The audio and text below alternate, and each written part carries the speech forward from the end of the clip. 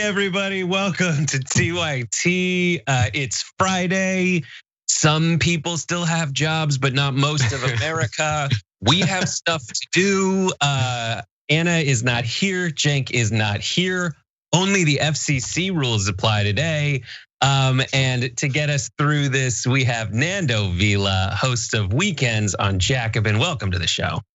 Thank you for having me, Brett. I feel like I need a drink. Let's drink. What's going on here? 100%. Happy half hour will be happening this today after post game. We have a comedian named Brian Parisi on, and Common Room is also happening later on today. We have John Idarola, Francesca Fiorentini, and Sloan Hughes from Funny or Die. She's a great comedian. Also Cotton Can Daddy on Twitter, so you might have seen some of her tweets. What can we look forward to on your Jacobin show this weekend?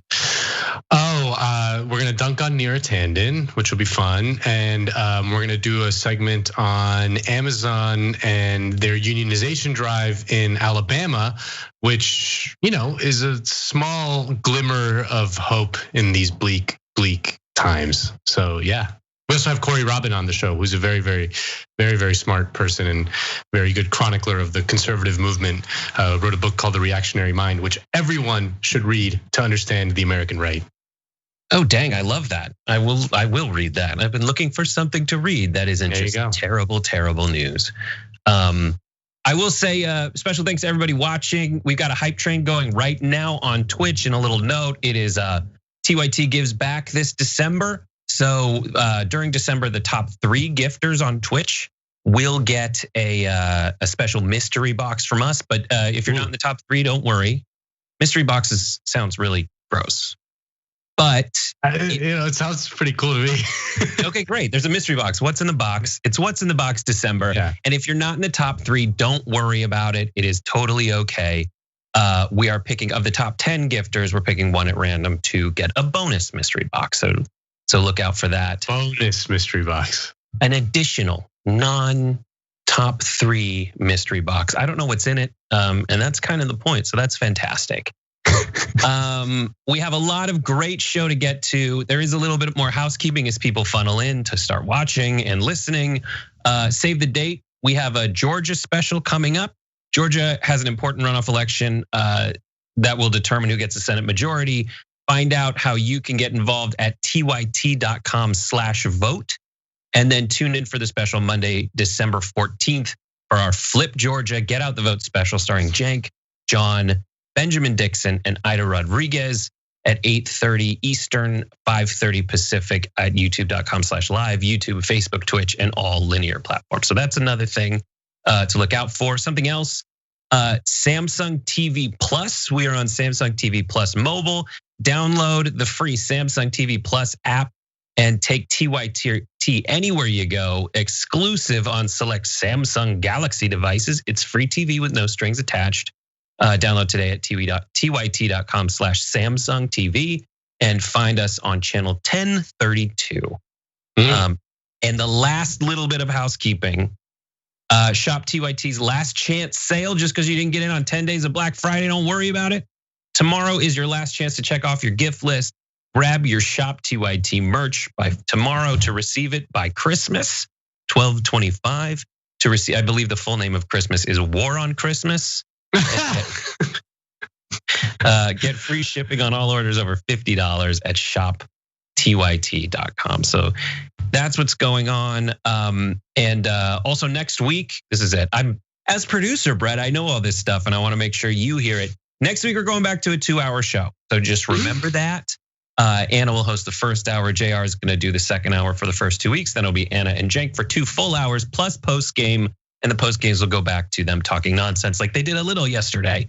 Nonsense either superficial or wildly deep and unexpected. That's what's so great about this.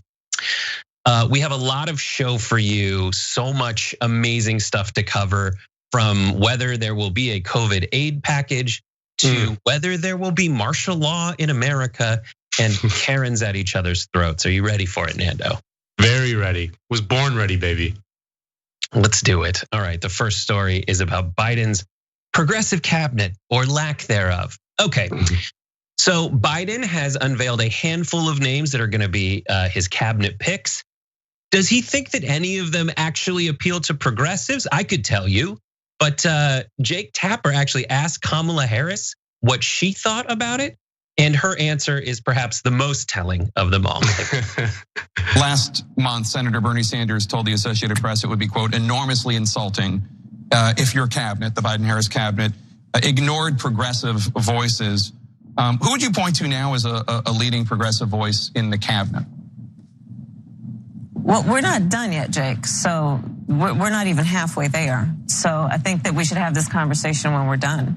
But is this another interview offer you're making? Because I'll take it. Do you consider yourself a progressive? No. Department of Homeland Security. Homeland Security? Yeah, no, I'm serious. He's a progressive. Yeah, and there's a number of progressives that are. So we have that. Okay, that was just an amazingly telling everything about that. But Nando, what did you see in that response? First of all, there was a sort of miscommunication between Kamala and Jake Tapper. She misunderstood his joke, where he was like, "Oh, this is another interview." Because she's like, "No." She thought he was talking about interviewing for the cabinet. He's like, "No, I want you to." Anyway, misunderstanding. But this is what losing looks like. The left lost and they won, and they drink our milkshake, and they are gonna appoint their people. They're not gonna appoint our people ever. This was never gonna happen. There is no leverage. There is no, in our system, there is no mechanism for a sort of coalition within a broader coalition to exert power. We can't walk away and they're gonna collapse like you would in a parliamentary system. So it was never gonna be a progressive cabinet, and it's just not gonna be. So this Kamala really funny, just wait till you see who the Secretary of Housing and Urban Development is. He is as left as they come. He is he's a very own Karl Marx. This guy, no, this. It's Eric Garcetti. Right, yeah, he was he dated a communist Frenchie when he went abroad in college. Yeah, man, he is a progressive. No, yeah, I'm not holding my breath because they were never gonna do it, and they won't. So, yeah, that's just the reality of the situation, unfortunately. Oh yeah, for me, he asked the question and there was a silence. Yeah, it's how do they not prepare an answer? Oh, dude, this morning I was watching CNN. That's when I first saw the clip. And I know that our head of programming sent it to me last night. I just didn't see it till this morning. So sorry, Judith. But essentially I saw it on CNN. And the way it was pitched was there's questions about diversity in Biden's cabinet. And they play that clip. They play the first one where they're talking about this is the most, we want it to look like America, and there's diversity. And then they cut to this moment. And I was like, well, that's the most interesting thing because they don't have an answer for it. And then the host just goes on and completely ignores that happened during the interview. And yes, she was talking with Angela Rye, who has a career that's more focused on diversity as it's conventionally understood. But I think that points out something else that's wrong with cable news in general. The reason that they didn't focus on the progressive part of that interview with Jake Tapper is because there's no progressive on those shows ever to be able to do that. It's very shocking. You would think that from a cold capitalist point of view, they would at least have a few people on CNN who could speak to for example, the overwhelming majority of voters under 40, who support kind of very broad left policies. Yeah, no one on CNN, not a single person. They have all manner of national security ghouls who no one cares about. No one cares about what the former undersecretary of the Department of National Security for Western Hemispheric Affairs has to say about whatever the hell is going on in the news these days. That's just, but they have tons of those guys. They would never ever hire a proper, progressive to be on there regularly. It's just outside of it doesn't even exist in their horizon. Yeah, absolutely. It is wildly wildly frustrating. And they had like Alexandra Rojas on there during the campaigns. But I'll tell you why, man. And we say this, it's been said on the show, but now I have like a little, this is too much information, but I have like a little thing in my shower where I can put my phone and watch TV while I'm like getting ready in the morning. And so I get to watch CNN at the same time every day. And I saw this today. And at the same while you were scrubbing your pits. Well, I'm just washing 2020 off of my body, singing in the bathtub. So I'm doing that. But here's what happens every day at the same time. It's commercials about Medicare expansions, supplemental Medicare stuff. It is all pharmaceutical ads. And for the last week, it's been CEOs of major pharmacies and companies talking about how they are going to execute the distribution of the vaccine. And it's like, thank you so much, CVS, for your service. So when you make points about whether they're gonna have like progressive voices in there to bring it to the like CNN demos attention that most Americans actually do agree with the policy, like Medicare for all, they're not gonna, I think that is the financial motivation not to. They have John Kasich on there, and I saw John Kasich every time he's on there, he mispronounces green. He missays Green New Deal is New Green Deal, and he does it on purpose. It's very John Kasich, who spoke at the DNC and is now part of the resistance. It drives me crazy. Like it really does. It's so bleak in that sense that and it brings up an interesting question because cable news, we hate it. But it was shown in the primary and in the election cycle that it really does kind of drive the narrative in a lot of the politics that happen in this country, and really like even if like a certain number of people are like a smallish number of people are actually watching at any given moment, that narrative kind of permeates down, trickles down, so to speak, to other kind of sources that people consume, or whether it's on social media or whatever. And it really did have a major effect. And we are completely shut out from that. We're just completely shut out. And what do we do about that? Like, what is there to be done? I mean, obviously there's like the TYT, independent voices, but like, do we have access to the Death Star? No, we don't have access to the Death Star. We're not invited to those parties. We have access to the Death Star. We're all on the take from George Soros. Don't you understand? That's what's so frustrating is we get all the negative sides of being accused of having these giant corporate donors, but none of the benefits of that actually being the case. Yeah. No, you would quadruple your salary and just start spouting off. Well, Medicare, for all, very expensive. I don't know if we can afford it. I would pay all this money. I would, but nobody else at this company would. I would do it in a heartbeat. I don't know. I would do it in a heartbeat for about 4 minutes, and then just my head and walk away. Yeah. Here's what Bernie Sanders said that Joe Biden that they were asked about. This is the full quote. It seems to me pretty clear that progressive views need to be expressed within a Biden administration. It would be, for example, enormously insulting if Biden put together a quote team of rivals. And there's some discussion that's what he intends to do, which might include Republicans and conservative Democrats, but which ignored the progressive community. I think that would be very, very unfortunate. There was an article in Politico that kind of outlined the progressive reaction to Biden's appointees so far. Someone that it seems from Biden's reaction when he jumps in is like, no. We've got who's that Hispanic guy I got at Homeland Security? What was his name again? Yeah, I got him. I forget his name. I deleted it by accident. Alejandro Mayorkas. I got that guy. Yeah, it's fine. I got it. That's it. Question answered. But here's how they respond. This is a Political article. Anthony Blinken, a quote solid choice for Secretary of State, according to Faz Shakir, Bernie Sanders' 2020 campaign manager. Alexandra Rojas from Justice Democrats said she's encouraged that Biden tapped John Kerry as his international climate czar. Elizabeth Warren said Janet Yellen, Biden's expected nominee for Treasury Secretary, would be outstanding. And I know there were a lot. I mean, that's true. Here's the next is from a progressive strategist, Rebecca Katz, who said, it could have been a lot worse. He's not picking any lefties. He's just picking people who haven't alienated the left who are listening. But and I think she's accurately appraising the situation. I think that was her intent, was just to say, listen, he hasn't yet said that what's his name, Rahm Emanuel is in charge of it. It's looming, and he just is actively picking people who haven't alienated the left.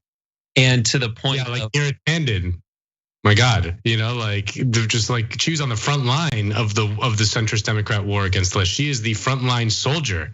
She is, storming no man's land. That is, I mean, here's what kind of I find sort of very. I mean, I understand that Bernie and they have to play nice at a certain point. They don't want to be completely frozen out. They want to have some degree of influence, and I get that why they're playing nice. But what drives me crazy is that Democrats. It's very likely that Joe Biden will nominate a Republican to be in his cabinet in some way. Obama nominated Republicans. Bob Gates was a Republican. He was the Secretary of Defense that Obama nominated in 2008. It is literally unimaginable for any Republican to nominate even the most conservative Democrat to their cabinet. Like, can you imagine like a President Rubio nominating whoever, Chuck Schumer to be his Secretary of Treasury or whatever? Like, it's so unimaginable. They would never do that ever in their lives, because they know that American politics is polarized and that it is a war, and that you have to, like, there is no negotiating with terrorists, that you don't get any brownie points for putting in like the sort of soft Republican in there. You get 0 brownie points for that. And it just drives me crazy that they constantly think they can do that. Like this, a team of rivals, which that phrase has to be retired once and for all, forever. But yeah, I mean, it speaks to the asymmetry in American politics, which is one of the reasons why we keep drifting further and further to the right. We have this insane frothing at the mouth far right party that understands naked raw use of power, and then we have this center right party, the Democrats, who don't understand anything about power and just constantly think that they can placate the terrorists on the right, and they cannot, and they will never will, and they just keep their Charlie Brown, trying to kick the football, and it keeps getting pulled away. Yeah, 100%. And like with the nearest handed thing, it's like when a grandparent buys something for their grandkid. This is what I'm afraid they think, and this is evidenced by Biden's reaction, like, no, I got the Homeland Security, huh? Hispanic dude. He had no idea what his name was. It's so clear he had no idea what his name was. It's so obvious. So sad. I don't even want to go think that. But as evidence, and we got that for you. It's like when a grandparent who's out of touch with trends buys something for their grandkid, and the grandkid's like, this is not the cool thing right now. I don't want to. But like, did you think it was? That's so sad. I don't know. And then just the final little bit of this. This is so sad. Alexi McCammon writes in Axios. Some progressives tell Axios they believe the window for influencing President-elect Biden's cabinet selections is closed, and they're shifting focus to policy, hoping to shape Biden's agenda even before he's sworn in. So the question is, he said, according to Bernie and Biden himself, he kind of wants to be the next FDR. So let's push policies that help that, whether that will ever happen, as the Democrats prove their fecklessness in negotiating the middle ground in a way that is materially actually middle ground. It remains to be seen, but it does not look good. So let's get into that right now with the Problem Solvers Caucus's new. The Problem Solvers Caucus is one of my favorite caucus names. Okay, yeah. So before the election, the question was, are we gonna go for a $2 billion aid package that the Democrats are pushing for, or a $1.8 billion aid package that Mnuchin? Sorry, yeah, let me start over. But it might be billion by the end of the day. It'll end up being that. Sorry, let me do that again. So before the election, here we go. Before the election, it was a question as to whether we would get a $2 trillion aid package that Pelosi and the Democrats are pushing for, or a $1.8 trillion aid package that the White House was pushing for. And they kept negotiating and nothing happened. And now it's post-election time. And it looks like they might have landed on half of the lowball bid. $908 billion in COVID aid, which is not a lot of money. So to really capture a soul-crushing aspect of it, here is the latest news as announced by Fox Business.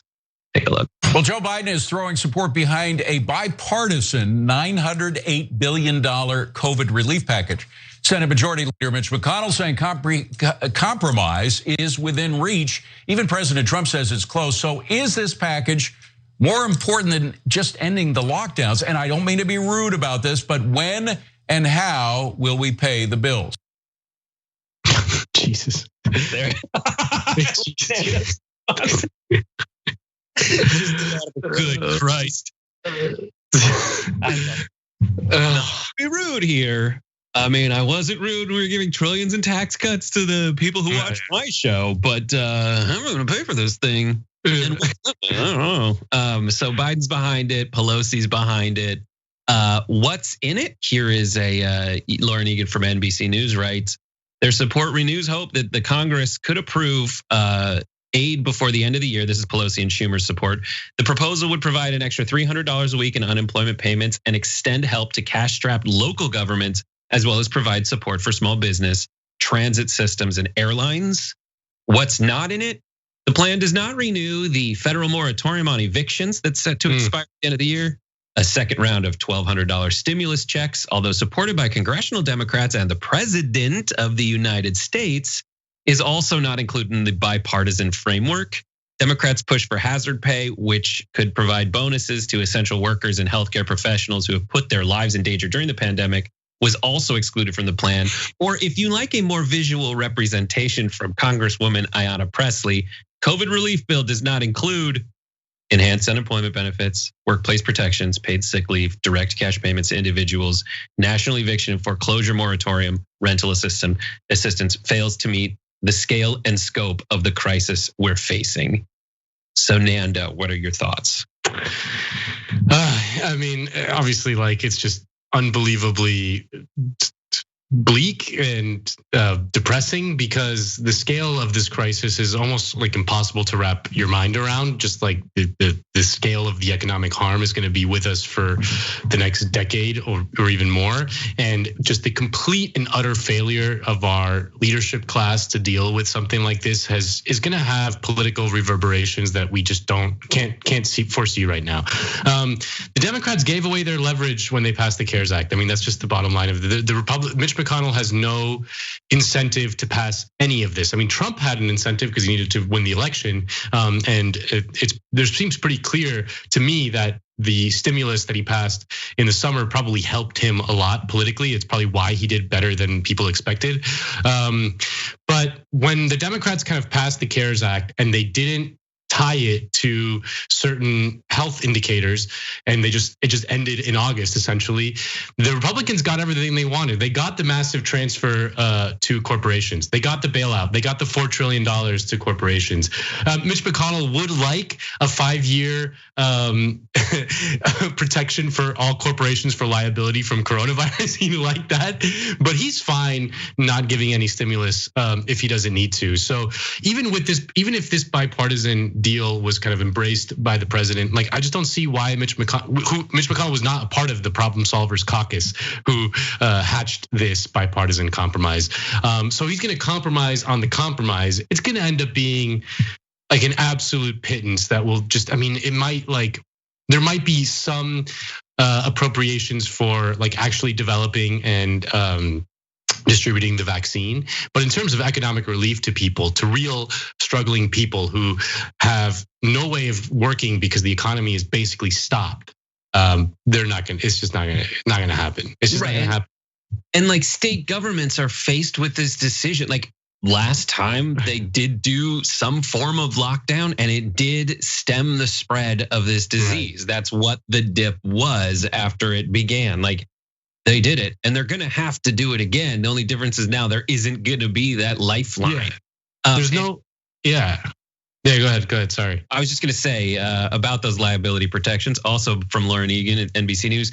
The proposal includes liability protections for businesses that remain open during the pandemic, a provision that has been a non-starter for Pelosi and Schumer in the past. Yeah. It's a license to kill, and essentially like for a business, you could just like, flaunt every single COVID regulation, safety measure for their workers. And if the worker gets sick and dies, like they're not liable in any way. But yeah, I mean, the state, I almost feel bad for someone like Gavin Newsom, who I, despise on almost every level. But, I almost feel bad for him because, he's seeing the numbers and he wants to, like, I probably know that in his bones, he knows he wants to lock down. But without any federal aid, a state can't run a deficit. So shutting down the economy means that the state revenues get starved and he has to like fire millions of teachers and police officers and firefighters. Like it's an impossible choice in many ways. And without the federal aid, like the governors like are really under the gun because they're really between a rock and a hard place. It's just our insane system in which states can't run deficits, in which only the federal government can run a deficit. Yet states are empowered to make all these decisions. Like it just shows like just how broken and dysfunctional our system is at almost every level, and just how ill-equipped our leaders are, and unwilling and just brazenly, like sociopathically willing to let hundreds of thousands of people die because they keep on asking the question, but how are we going to pay for it? Yeah. There were some other questions asked during as this was all developing, so I want to talk about Nancy Pelosi for a second. So Nancy Pelosi was asked, why is she supporting this new deal for COVID aid that is one half of her original offer of $2 billion, actually less than that, $2 trillion, actually less than that. And so some of these questions came up during a press conference that she had. Here is her reaction. I don't want to in any way undermine the great bipartisan negotiations that are going on between the Democrats and Republicans. Senator Shelby, as the chair of the Appropriations Committee in the Senate, Nita Lowey as the chair in the House, their staffs working together. So don't worry about a date. It will be in sufficient time for us to get it done. So she is really excited about being a master legislator who's able to orchestrate all this this movement when her offer has been undercut by more than 50%, and that's fine with her. Sure, I'm sure she's stoked about that.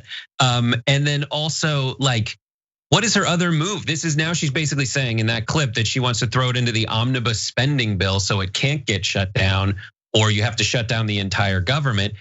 Is that a giant move? That happens all the time. Everybody always chucks something into the spending bill because you get around a filibuster. And the other threat is that you would shut down the government. Like, that's not a groundbreaking deal. It's so nuts. But I do want to say, here's her other thing that's actually more infuriating. Asked why she's in favor of this bill. Why the big change, Nancy? Here's what she said. Joe Biden committed to ending and crushing the virus and having a Build a Better America initiative, Build Back Better, a vaccine, answer to our prayers, an answer to our prayers of 95% effectiveness in terms of Pfizer and Moderna, and there may be others coming forward. That is a total game changer. A new president and a vaccine. So a president and a vaccine, even though the vaccine won't really be available till April for most people. And that's just the first dose of 2 for some of those vaccines. Nando, are you buying it? I mean, I don't even want to think about what the the absolute mess and chaos that will be the vaccine rollout is going to look like. I mean, you could already start to imagine it. Just completely. Our institutions are so rotten at their core that these basic functions of the government are very difficult, even in the best of times. And not to mention just like the radicalized base that may be like totally against it because it's coming from a Democratic president. Who's going to get it first? The mad dash. I mean, I'm already seeing that like Wall Street bankers are trying to position themselves right after healthcare workers as the second line in hierarchy to get the vaccine. But it's one of those things. I mean, they will need billions of dollars to manage the rollout. Like they're gonna need tens of billions of dollars. They need a lot of money to be able to distribute, mass produce, get it in the hands of people, keep them like cold. I mean, that's like another thing. Like they got to keep them like something like insanely cold. They desperately need this in some way, which does not exist right now. They need to pass some sort of bill to appropriate tens of billions of dollars to even get that most bare minimum thing, which is distributing the vaccine. So I guess do it in the omnibus spending bill, but like I don't know. But even still, like Mitch McConnell has not said he signed on to this, and he was mum the whole time. And as pointed out in a video we played earlier, Mitch McConnell says, I want to make sure the president will sign on to this. Dudes. The president was willing to sign on to $1.8 trillion. Yeah. For Mitch McConnell to currently hide behind what Trump will sign off on is absolute BS. And AOC puts it really, really well. She says in a tweet, Canada did a $2,000 monthly bill. The US is the richest nation on earth, and a second stimulus check is getting blocked by the GOP because the GOP wants corporate bailouts and austerity in exchange for it. Maybe if everyone in the US incorporated under an LLC, Mitch McConnell would actually do something for them. Yeah, crazy. All right, we got to take a. Yeah, go ahead. Well, just very quickly, you want to take a break? Let's take a break. Let's take a break, man. We can talk about it during the break. If you're watching on Linear, we're gonna take a break. If you're watching on our social channels, we're gonna answer your viewer comments after this. They had things, levels of voting that if you ever agreed to it, you'd never have a Republican elected in this country again. We don't run our own country. We've lost our democracy, and all we have left is rage. Where are the Democrats? I would be on every cable news channel screaming and yelling and talking about what the Republicans are doing right now. How do you expect us to get excited to show up to the polls for these loser Democrats? How come we have nothing but cowards? We'll never fight. Primaries are everything. Building a great wall on the southern border. You have politicians who fearmonger about disenfranchised groups. The first attacker came through the visa lottery. Now they are against legal immigrants. Ending chain migration. They don't want people from those countries coming here because they're fucking racist. This guy's an absolute monumental disgrace to all of us as Americans. Stop treating us like animals and bugs and start treating us with some respect. That is what I was warning about for literally years on this program. This is what they promised they would do if they got into power, and what do you know? They did it. I've now shown dozens of videos on the Young Turks of cops handcuffing people who are bleeding to death. His life means nothing. We have been trained to be cowards, so we're gonna handcuff that guy bleeding to death. When it comes to these protesters who are justifiably enraged at members of their community getting gunned down and murdered by police force. We are a physical representation of our support for George Floyd. They said that this was impossible, but now we're beginning to move that boulder. And at the end, we'll get our democracy back. Primary the living hell out of these Democrats, and let's take over the party. That's a ghost ship. Let's board it, let's take it.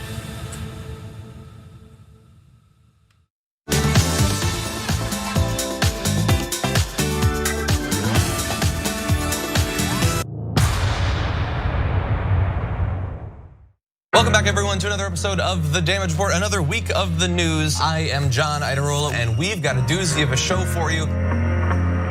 My God, is DC up its own ass today. We have put someone into power in our country who is so crazy, they have finally out-crazied North Korea. The US is the only country in the world that isn't part of the Paris Climate Accord. Yesterday, Donald Trump did exactly what he told us. He pulled the US out of the Iran nuclear accord. So we need to see snuff videos of how you're killing people on the streets in order for you to believe us that this has been a problem. We need to change things. I was gonna say we've been dealing with the issue of lead poisoning in this country, but that would imply that we're really doing something. We have an issue with lead poisoning and it continues. So 60 people are now dead. Some of them grandmothers, many of them children. The silence of politicians on both sides of the aisle. Just about only Bernie Sanders, maybe Tulsi Gabbard, and a few others have actually been critical of what happened there. And the rest are cowards hiding behind silence, refusing to admit what happened yesterday. We have to be able to accept that we do things wrong in this country. You can fix and change things, make things even. What's great about our country, and this is a great example of it, is everybody's pissed off. This is the Damage Report, and it's all about the threats facing us each day. When something's relevant, and it's hot, and it's in the news, you're not supposed to talk about it. Can we start talking about it now?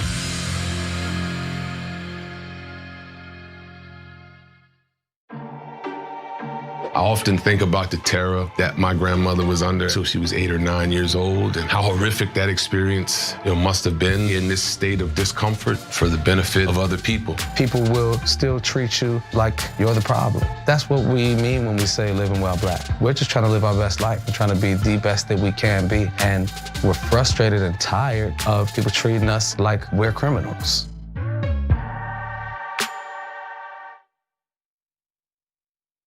All right, welcome back, everybody. That was a fun break. I always love those breaks. For everybody, just know that during the breaks, we read viewer comments to people who are watching on our social media, like YouTube Live and Twitch.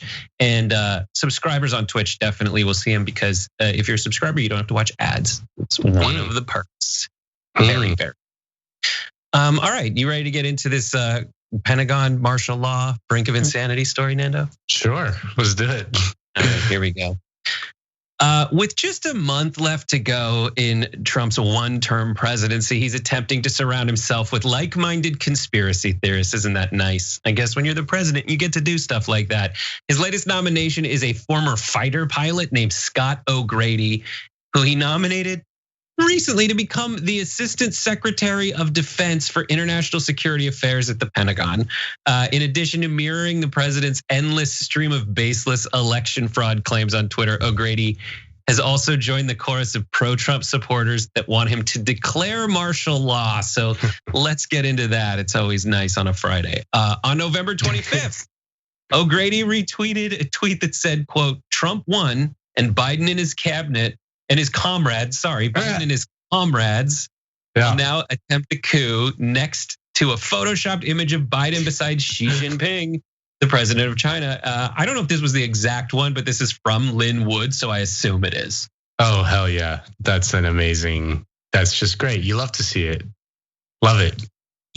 So that's one. We're gonna go through these. This is who Trump is left to as his option. This guy's gonna get elected. I mean, we laugh, but this guy's gonna get elected to Congress in 2022. Like, mark my words. Scott O'Grady, sponsored by like Jameson Irish Pub, Irish whiskey, is gonna get elected to Congress on this kind of platform. I promise you that. I'm betting on it. It's so crazy. There's more crazy. On November 19th, O'Grady retweeted a tweet that falsely claimed Hillary Clinton and George Soros were involved in allowing foreign interference in the presidential election. False by your account. Yeah. Do we know that they weren't involved? Yeah, come on. It says it in the tweet, and the burden of proof is on whoever's reading this. On November 25th, O'Grady retweeted a baseless accusation that Brian Kemp and Brad Raffensperger, the governor and secretary of state of Georgia, respectively, may be covering up information about election results in Georgia. And on November 27th, O'Grady retweeted the false claim that Trump won California, despite the fact that Trump lost the state by more than 5 million votes.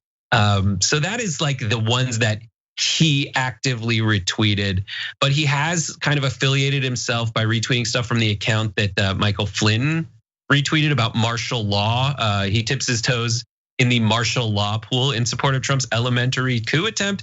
On December 2nd, he retweeted an account that shared an article that said former National Security Advisor Michael Flynn had shared a petition that called for martial law. He then retweeted the same account that suggested that Trump should declare martial law. Now, this is the account, but so he hasn't tweeted that, but all the other stuff, I feel like in any other administration would be absolutely disqualifying, right?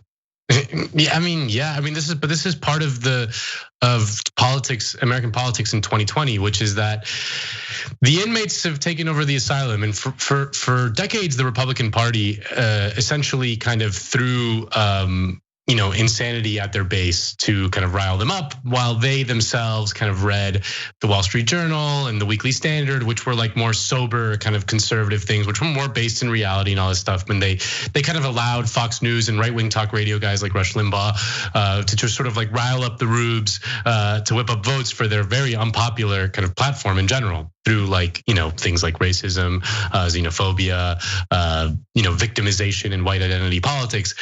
But now all of those people kind of grew up, and they've all now just taken power, and now they are the ones, they're reading all the same things that the rubes were reading in the past, and they believe all that stuff. I mean, there's people in Congress who believe all this stuff, and there's now people in the State Department who believe this stuff, and in the Pentagon who believe this stuff. I mean, it's like, I mean, like the Bush administration, as destructive and awful as it was, and it was incredibly like historically destructive and awful, like those people did not believe any of this stuff. They weren't like Alex Jones, fans, and like that's no longer the case. The inmates are running the asylum. So that's why I'm saying that this guy is gonna get elected to Congress. I'm calling it right now, because that's just American politics these days. It's so crazy. And there's so many more examples. Like in a radio interview, he called former President Barack Obama and military generals sworn socialists and advocated the military justice system should bring back treason charges. He retweeted a tweet that called the former Defense Secretary Mattis a traitor. He, went after Lieutenant Vindman, basically a whistleblower, saying like, that's it.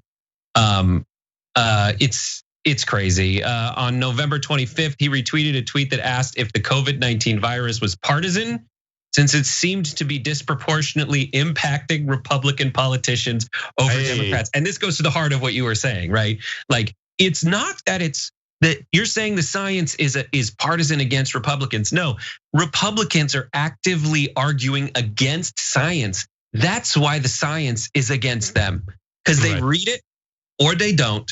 But they definitely crumple whatever paper it was on up and throw it in the dustbin.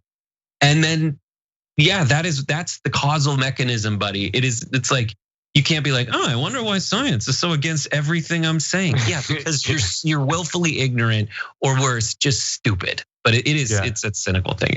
What is this guy? He's like a new nominee. Like he's got like 3 weeks. Like, what's he gonna do? Well, that's the big fear, is that, Trump has gotten rid of a lot of Department of Defense people lately, and just wiped the slate clean. And the question you ask, the answer to it is terrifying. The answer to it could be that he is trying with all his might to at least get surrounded by people who would be fine with martial law and quote calling a revote. Is there anyone who thinks that if we had a revote, first of all, it's never gonna happen, you can't have it happen. But does anyone think that revote, look at other countries that are like, no, the military is gonna hold a vote for us. Do those ever turn out to be like, 51 to 49? No, it'll be like 95 to 4. And it's horrible. Anyway, so that's what we're talking about. We do have to take another break. So when we come back, we got a lot more for you. We're gonna show you what's happening during all of this, as Fox News is absolutely terrified that Sean Hannity has too much power, not because he's spreading insanity, but because it means he might leave them. And oh my goodness, would they have an audience? Don't go away. We get animated about the news. Yes, we're not the robots on TV. I actually care about the news. Guilty, I care. Senator Sanders, I'm gonna do something unusual. I'm gonna ask you a policy question. Hey, how dare you? That's the problem, you're the problem. Don't ever attack the Republicans. Where the is the liberal media. No. These are all establishment guys. They love the system as it is. They're all enormously rich off the system that exists. For us, this system isn't working. So what this campaign is about is trying to create an economy that works not only for the people on top, but works for all Americans. We're gonna rock the boat. We're gonna be counter-establishment. We're gonna tell people the truth to the best of our abilities, and we're gonna keep it real with them.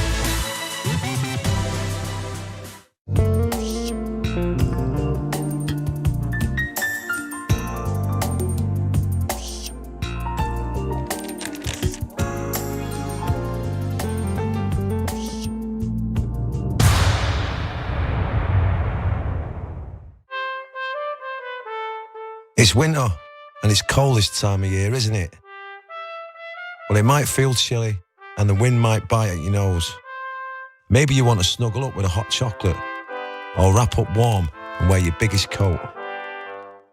But in the grand scheme of things, our earth is too hot, and it's getting even hotter. Our seasons are getting confused. Lots of birds are nesting earlier, and spring flowers are coming out too soon.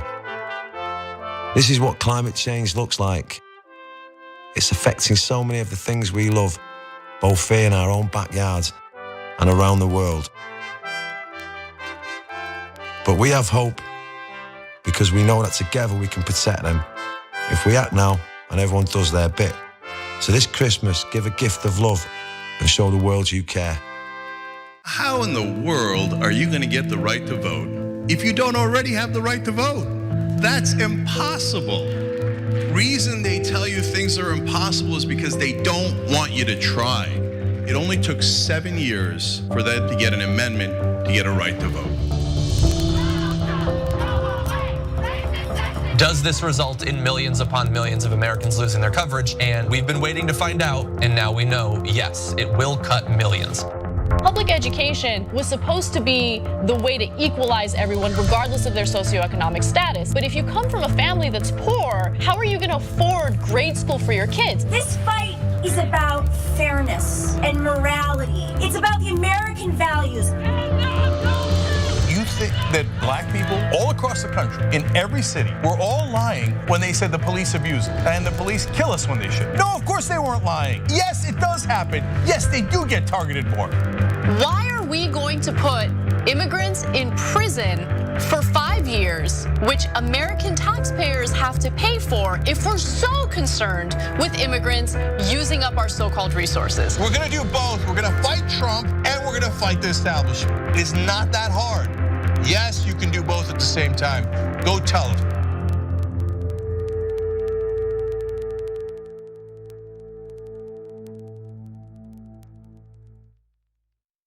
ShopTYT.com has new shirts like this one. And you're thinking, Cenk, what is that one? I can't see it other than the black. Yes, so I'll show it to you.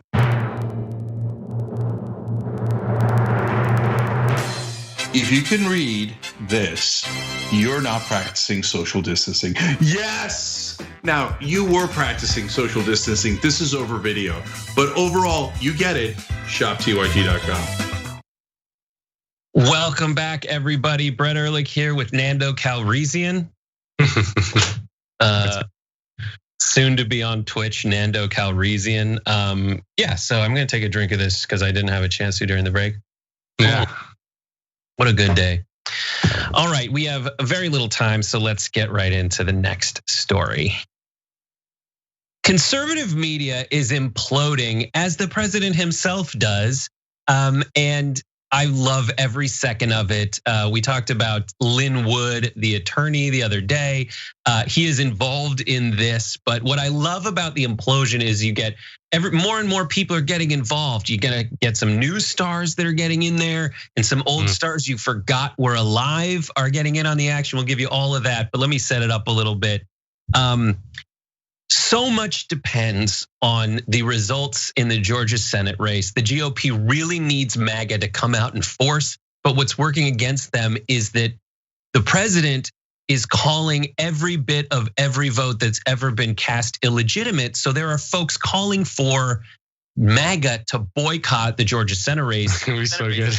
Because it's all BS anyway. And a potentially grifting, potentially everyone's like kind of split over whether this guy Lin Wood, the attorney, is meaning it or not when he says stuff like this. Where's Kelly Loeffler here? Where's David Perdue? He ought to be standing right here. Those two people want your vote, then they ought to tell you what we're telling Brian Kemp. This is Georgia. We ain't dumb. We're not going to go vote on January 5th in another machine made by China. If Kelly Loeffler and David Perdue do not do it, they have not earned your vote. Don't you give it to them. You love to see it. It's just. He's absolutely perfect. So in reaction to this, as I talk about the news stars, Dan Crenshaw from Texas, best friend of Hassan Piker, says Lin Wood is a Democrat that wants Republicans to self-destruct just before he wears a MAGA hat. Just because he wears a MAGA hat doesn't mean that he shares a single value with you. He just wants your donations for his legal fees. He's a grifter. Vote in Georgia. Protect the accomplishments of the last 4 years.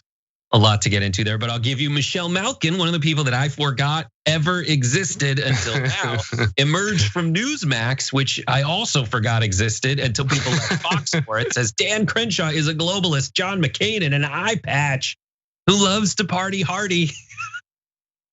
Not even what? Who loves to party hardy while our country. Is she like a suburban dad from the 1950s? You know, like, hey, son, you don't want to party hardy too hard on Saturday night, and you might get some, you might knock up some girl, some young dame. You might get it with some gangbangers if you party hardy.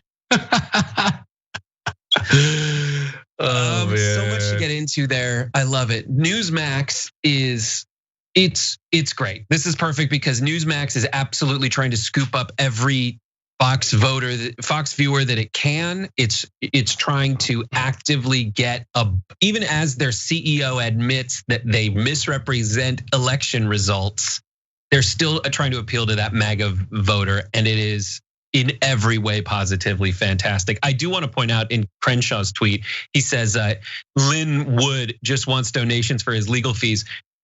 Donald Trump has raised $200 million off these BS claims to get his legal fees going.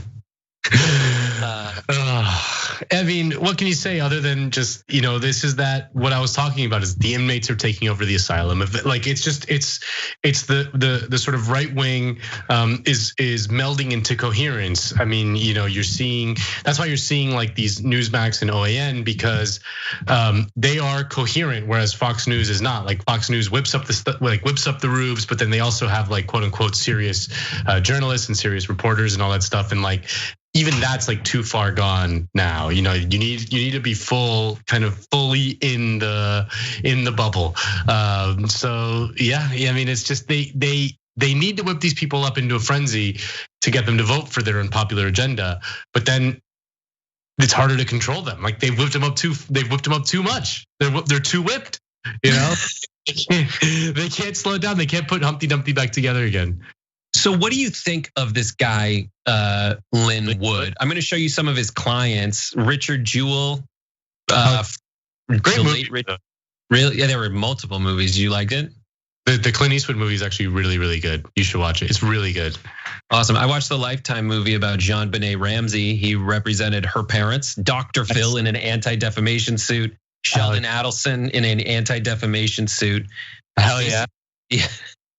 Natalie Holloway's mom. State of Martin Luther King Jr. Yeah. What?